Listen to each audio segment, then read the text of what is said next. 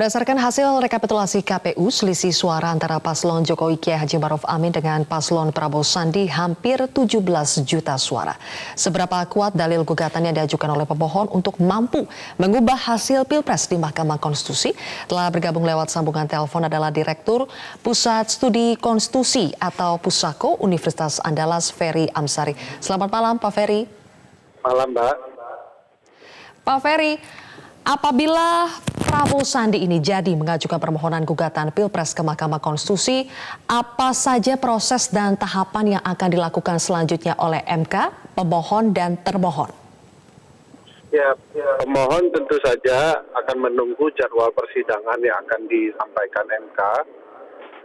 Lalu kemudian harus menjalankan sidang pertama, semacam sidang dismissal proses yang mencoba memeriksa pokok-pokok permohonan yang diajukan oleh tim Prabowo Sandi. Lalu akan dipahami apakah betul-betul sudah sesuai dengan hukum acara di MK permohonannya. Lalu nanti hakim akan memberikan masukan dan saran kepada pemohon. Nah, memang harus diakui ada kerumitan tersendiri bagi pemohon untuk kemudian membuktikan terdapat Iya, Pak Ferry. Halo. Kerumitan apa tadi, Pak Ferry? Ya, pemohon harus membuktikan dari 16 juta lebih itu, 16.900.000 lebih suara itu, setengah lebihnya atau sekitar 9 jutaan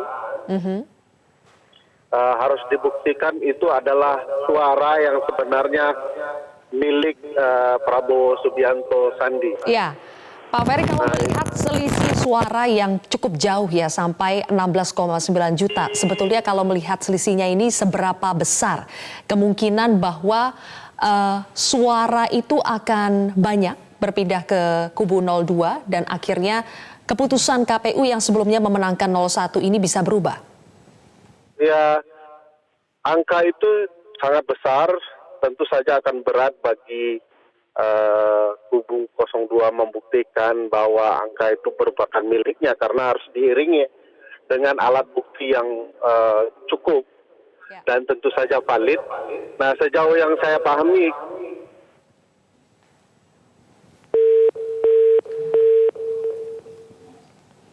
ya, mohon maaf pemirsa, kami terputus sambungan telepon dengan Direktur Pusat Studi Konstitusi atau Pusako, Ferry Amsari.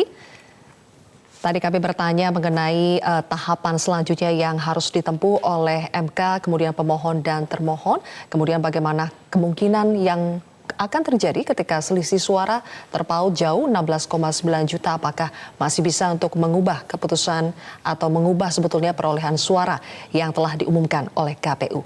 Kami kembali menghubungi Direktur Pusako Universitas Andalas, Ferry Amsari. Pak Ferry, selamat malam, sudah kembali bergabung bersama kami, Pak. Ya.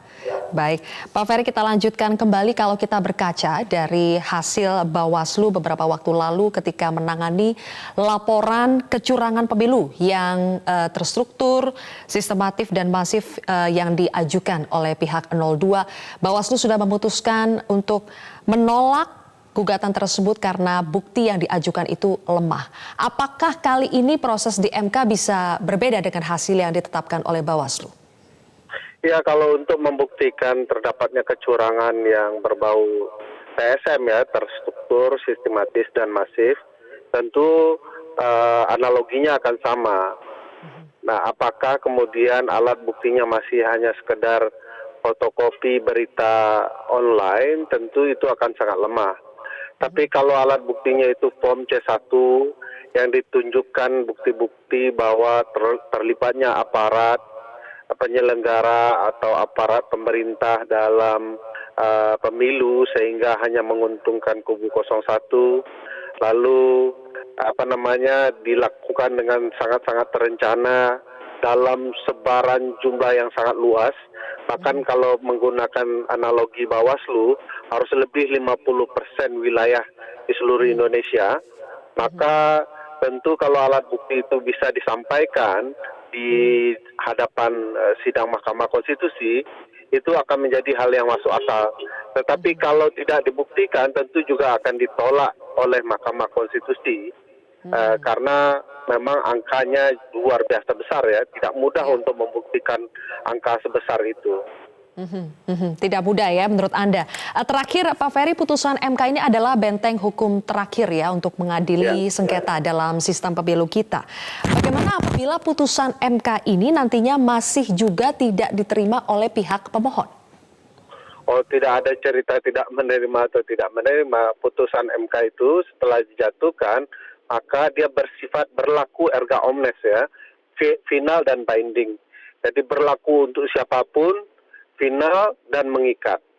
Artinya suka atau tidak suka itu akan tetap diberlakukan, baik dalam hal ini sebagai penyelenggara pemilu maupun pihak-pihak yang berkompetisi di pemilu 2019. Ya. Oke, tidak ada upaya hukum lagi yang bisa dilakukan secara konstitusional. Keputusan MK sudah final dan mengikat. Terima kasih Direktur Pusako Universitas Andalas Bapak Ferry Amsari telah bergabung bersama kami di Prime Time News.